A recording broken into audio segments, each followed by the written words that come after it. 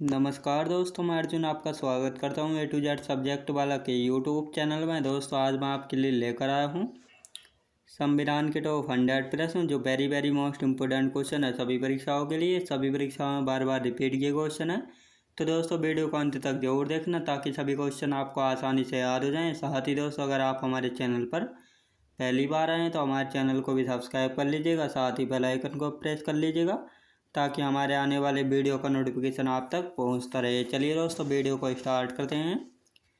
भारत में नागरिकता अधिनियम किस वर्ष पारित हुआ था? सन 1955 में पारित हुआ था भारत में नागरिकता अधिनियम। कारखाने भारतीय संविधान की 7वीं अनुसूची की सूची से संबंधित है, समवर्ती सूची से जो है संबंधित है, याद रखेंगे दोस्तों। अगला क्वेश्चन देखते हैं। भारतीय संविधान का कौन सा अनुच्छेद लोक नियोजन के विषय के अवसर की समता के अधिकार से संबंधित? अनुच्छेद 16 जो है संबंधित है, याद रखेंगे दोस्तों। अगला क्वेश्चन देखते हैं। सितंबर 1948 में भारतीय सेना ने हस्तक्षेप द्वारा किस रियासत पर अधिकार स्थापित कर लिया था? हैदराबाद रियासत पर जो है अधिकार स्थापित कर दिया था। मंत्रिपरिषद सामूहिक रूप से किसके प्रति उत्तरदायी होती है? लोकसभा के प्रति उत्तरदायी होती है मंत्रिपरिषद, याद रखेंगे दोस्तों। अगला क्वेश्चन देखते हैं। किसी राज्य के राज्यपाल के सभी कार्यकारी कार्यों को किसके नाम से किया जाना अभिव्यक्त किया जाएगा? दोस्तों राज्यपाल के, याद रखेंगे दोस्तों, राज्यपाल के। अगला क्वेश्चन देखते हैं। किस अनुच्छेद के तहत संपत्ति के अधिकार को कानूनी अधिकार के रूप में स्थानांतरित कर दिया गया था? दोस्तों अनुच्छेद 301 के तहत, याद रखेंगे दोस्तों। अगला क्वेश्चन देखते हैं। अगस्त 2022 में वेंकैया नायडू के बाद किसको भारत का उपराष्ट्रपति नियुक्त किया गया था? जगदीप धनखड़ को, याद रखेंगे दोस्तों, जगदीप धनखड़ को। भारत के राष्ट्रपति का चुनाव किसके द्वारा किया जाता है? दोस्तों संसद के दोनों सदनों के निर्वाचित सदस्यों और राज्य विधानसभाओं के सदस्य द्वारा जो है भारत के राष्ट्रपति का चुनाव किया जाता है, याद रखेंगे दोस्तों। अगला क्वेश्चन देखते हैं। भारतीय संविधान के मूल लेख में कितने अनुच्छेद थे? 395 अनुच्छेद थे, याद रखेंगे दोस्तों। अगला क्वेश्चन देखते हैं। आपातकाल के दौरान किन मौलिक अधिकारों को निलंबित नहीं किया जा सकता है? दोस्तों अनुच्छेद 20-21 को जो है आपातकाल के दौरान जो है मौलिक अधिकार को निलंबित नहीं किया जा सकता है। भारतीय संविधान का कौन सा अनुच्छेद प्राण और दैहिक स्वतंत्रता का संरक्षण से संबंधित? अनुच्छेद 21, याद रखेंगे दोस्तों। अगला क्वेश्चन देखते हैं। भारतीय संविधान में अस्पृश्यता का निषेध का प्रावधान जो है किस अनुच्छेद के में शामिल है? अनुच्छेद 17 में अस्पृश्यता का निषेध का प्रावधान जो है अनुच्छेद 17 में शामिल है, याद रखेंगे दोस्तों। अगला क्वेश्चन देखते हैं। भारत के संविधान का कौन सा अनुच्छेद चुनावों के अधीक्षण, निर्देशन और नियंत्रण के बारे में बताता है? अनुच्छेद 324 बताता है। भारत के संविधान का कौन सा अनुच्छेद राज्य कार्यकारिणी से संबंधित? अनुच्छेद 153 से 167 जो है राज्य कार्यकारिणी से संबंधित हैं। भारतीय संविधान में राष्ट्रपति के चुनाव की विधि को किस देश के संविधान से लिया गया है? आयरलैंड के संविधान से लिया गया है राष्ट्रपति के चुनाव की विधि को, याद रखेंगे दोस्तों। अगला क्वेश्चन देखते हैं। भारत के सर्वोच्च न्यायालय ने किस वर्ष एक निर्णय पारित किया जिसमें उसने 3 तलाक की प्रथा को असंवैधानिक घोषित किया और ऐसा करना निरस्त किया? वर्ष 2017 में किया था, याद रखेंगे दोस्तों। अगला क्वेश्चन देखते हैं।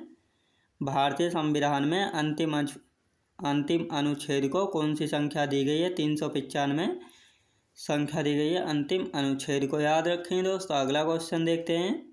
देश के राष्ट्रपति को उसके पद से किस प्रक्रिया से हटाया जा सकता है? महाभियोग की प्रक्रिया से हटाया जा सकता है देश के राष्ट्रपति को, याद रखेंगे दोस्तों। अगला क्वेश्चन देखते हैं। किस अनुच्छेद के अधीन पंचायत की अर्थ ग्रामीण क्षेत्रों के लिए गठित स्वशासन वाली एक संस्था है? अनुच्छेद 243 के ख में, याद रखेंगे दोस्तों। अगला क्वेश्चन देखते हैं। भारत में कर निर्दिष्टीकरण के संवैधानिक प्रावधानों के तहत भू राजस्व पूरी तरह से किस सरकार द्वारा लगाया और वसूला जाता है? राज्य सरकार द्वारा लगाया व वसूला जाता है। भारत में राष्ट्रीय मानवाधिकार आयोग का वर्तमान में अध्यक्ष कौन है? न्यायमूर्ति अरुण कुमार मिश्रा, याद रखेंगे दोस्तों। अगला क्वेश्चन देखते हैं। संयुक्त राष्ट्र संघ मानव अधिकारों की विश्वव्यापी घोषणा को कब अपनाया गया था? 10 दिसंबर 1948 में मानव अधिकारों की विश्वव्यापी घोषणा को जो है अपनाया गया था। संसद के दोनों सदनों द्वारा पारित विधेयक किसकी सहमति के बिना कानून नहीं बना सकता है? राष्ट्रपति की सहमति के बिना जो है कानून नहीं बना सकता है। संसद के कितने भाग हैं? 3 भाग होते हैं संसद के, राष्ट्रपति, राज्यसभा और लोकसभा। याद रखेंगे दोस्तों। अगला क्वेश्चन देखते हैं। अनुच्छेद 338 किस आयोग से संबंधित है? राष्ट्रीय अनुसूचित जाति आयोग से संबंधित है अनुच्छेद 338। याद रखेंगे दोस्तों। अगला क्वेश्चन देखते हैं। महान्यायवादी की नियुक्ति केंद्र सरकार की सलाह पर किसके द्वारा की जाती है? राष्ट्रपति के द्वारा की जाती है महान्यायवादी की नियुक्ति। याद रखेंगे दोस्तों। अगला क्वेश्चन देखते हैं। पंचायती राज पर अशोक मेहता समिति ने पंचायती राज की त्रिस्तरीय व्यवस्था के स्थान पर किस व्यवस्था की सिफारिश की है? द्विस्तरीय व्यवस्था की सिफारिश की है। याद रखें दोस्तों। अगला क्वेश्चन देखते हैं। पंचायतों के समस्त चुनावों का संचालन कौन करता है? राज्य निर्वाचन आयोग करता है पंचायतों के समस्त चुनावों का संचालन। याद रखें दोस्तों। अगला क्वेश्चन देखते हैं। अनुच्छेद 108 के अनुसार संसद की संयुक्त बैठक राष्ट्रपति द्वारा बुलाई जाती है। इस बैठक की अध्यक्षता कौन करता है? लोकसभा अध्यक्ष करता है। याद रखेंगे, लोकसभा अध्यक्ष। भारतीय संविधान ने प्रारंभ में किस अवधि के लिए सभी सरकारी उद्देश्य हेतु अंग्रेजी भाषा के उपयोग के लिए अनुमति प्रदान की थी? 15 वर्ष की अवधि के लिए। याद रखेंगे दोस्तों। अगला क्वेश्चन देखते हैं। लोकसभा की प्रथम महिला स्पीकर कौन थी? मीरा कुमार थी लोकसभा की प्रथम महिला स्पीकर। याद रखेंगे दोस्तों। अगला क्वेश्चन देखते हैं। कौन सा प्रावधान नीति निर्देशक तत्वों तथा मौलिक कर्तव्यों दोनों का एक भाग है दोस्तों? पर्यावरण का संरक्षण। याद रखेंगे दोस्तों। पर्यावरण का संरक्षण। सर्वोच्च न्यायालय के एक न्यायाधीश का त्यागपत्र किसको संबोधित करता है? राष्ट्रपति को जो है संबोधित करता है। भारतीय संविधान का कौन सा अनुच्छेद जबरन श्रम को जो है प्रतिबंधित करता है और शोषण को रोकता है? अनुच्छेद 23। याद रखेंगे दोस्तों। अगला क्वेश्चन देखते हैं।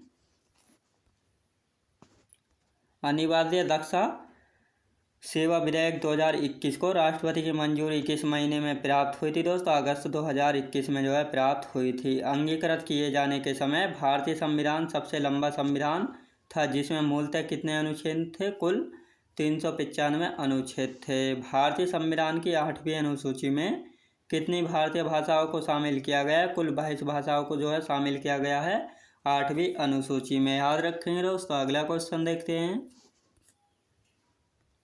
केंद्र एवं राज्य सरकारों तथा केंद्र शासित प्रदेशों के वित्तीय संव्यवहारों की लेखा परीक्षा आयोजित करने का संवैधानिक अधिकार किसके पास होता है? नियंत्रक एवं महालेखा परीक्षक के पास होता है। याद रखेंगे दोस्तों। अगला क्वेश्चन देखते हैं।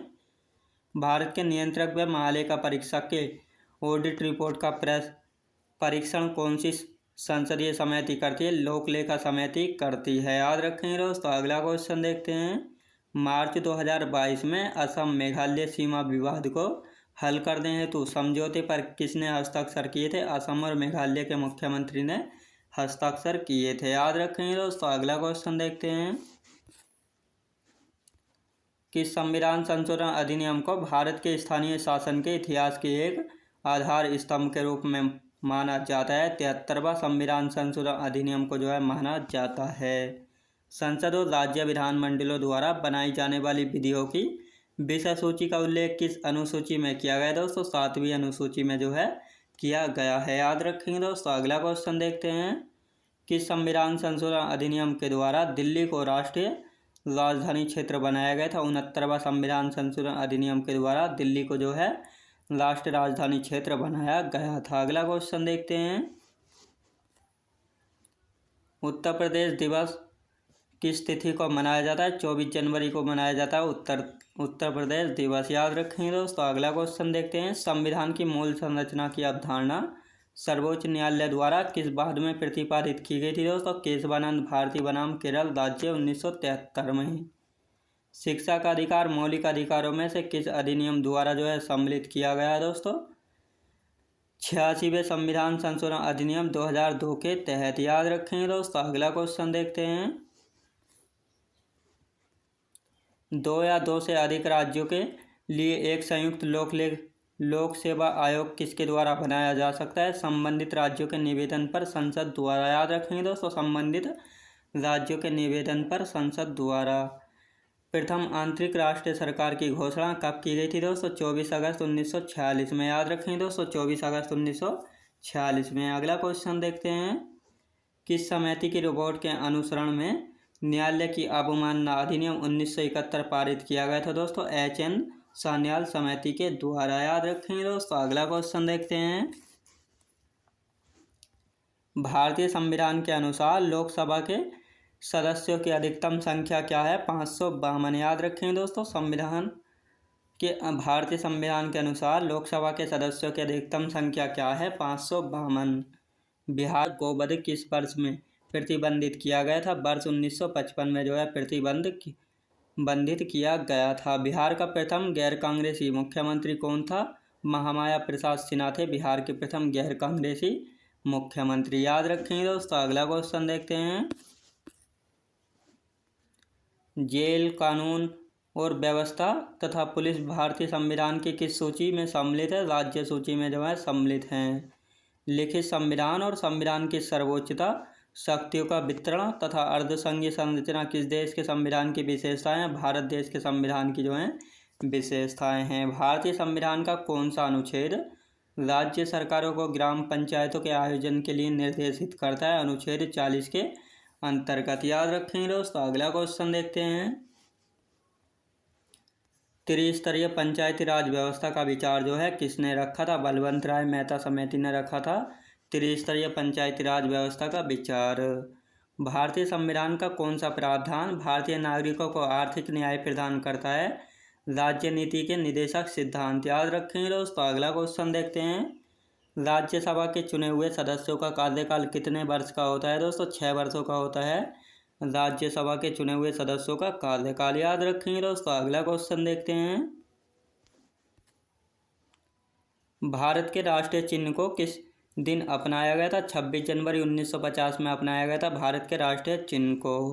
भारतीय संविधान में किस संशोधन के द्वारा अनुच्छेद 51A के तहत नया मौलिक कर्तव्य जोड़ा गया था? 86वें संविधान संशोधन अधिनियम 2002 के तहत।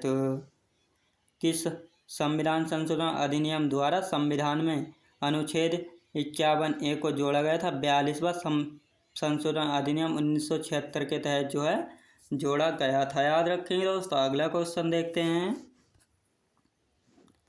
भारतीय संविधान के 100वें संशोधन को किस भारतीय राष्ट्रपति ने मंजूरी दी थी? रामनाथ कोविंद सिंह ने। याद रखेंगे दोस्तों, रामनाथ कोविंद ने।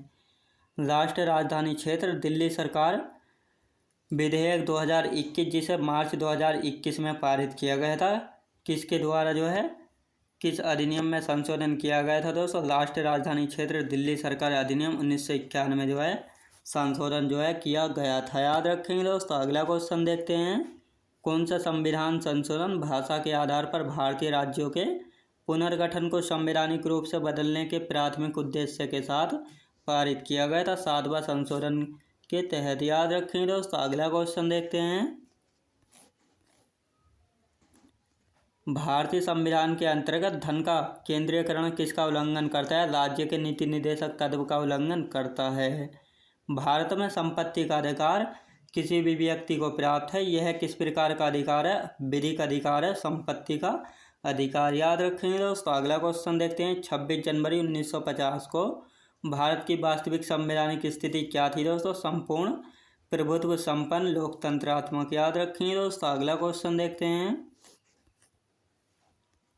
कोई सरकार जो संविधान की सीमाओं से परिबद्ध हो क्या कहलाती है? संवैधानिक सरकार कहलाती है। याद रखें दोस्तों, संवैधानिक सरकार कहलाती है। वर्ष 1954 में प्रारंभ किए गए पद्म पुरस्कारों को अब तक कितने बार निलंबित किया गया है दोस्तों? केवल 2 बार जो है निलंबित किया गया है। नागरिकता संशोधन अधिनियम 2019 का उद्देश्य जो है किन 3 देशों में उत्पीड़ित अल्पसंख्यक समूह को नागरिकता प्रदान करना है दोस्तों? अफगानिस्तान, बांग्लादेश और पाकिस्तान के अल्पसंख्यक समूहों को जो है नागरिकता प्रदान करना है। याद रखेंगे दोस्तों। अगला क्वेश्चन देखते हैं, किस राज्य में पहला लोक आयुक्त स्थापित हुआ था? महाराष्ट्र में हुआ 1971 में पहला लोक आयुक्त। याद रखें दोस्तों। अगला क्वेश्चन देखते हैं। पुस्तकालय, ईंधन व चारा तथा तकनीकी प्रशिक्षण भारतीय संविधान की किस अनुसूची में शामिल है? 11वीं अनुसूची में जो है शामिल हैं। भारतीय प्रशासन में विभाजन प्रणाली किससे संबंधित है? नीति या कार्यान्वयन से संबंधित है विभाजन प्रणाली। याद रखेंगे दोस्तों। अगला क्वेश्चन देखते हैं। कौन सी संसदीय समिति कार्यपालिका को नियम विनिमय बनाने के लिए जो है प्रत्यायोजित शक्ति से संबंधित है? अधीनस्थ विधान पर समिति। याद रखेंगे दोस्तों। अगला क्वेश्चन देखते हैं। भारतीय संविधान का अनुच्छेद 300 किससे संबंधित है? मुकदमे और कार्यवाही से संबंधित है भारतीय संविधान का अनुच्छेद 300। भारत में न्यायिक प्रणाली किस पर आधारित है? समान कानून पर आधारित है भारत में न्यायिक प्रणाली। भारत का वित्त आयोग संविधान के किस अनुच्छेद के तहत स्थापित किया जाता है? अनुच्छेद 280 के तहत। याद रखें दोस्तों। अगला क्वेश्चन देखते हैं।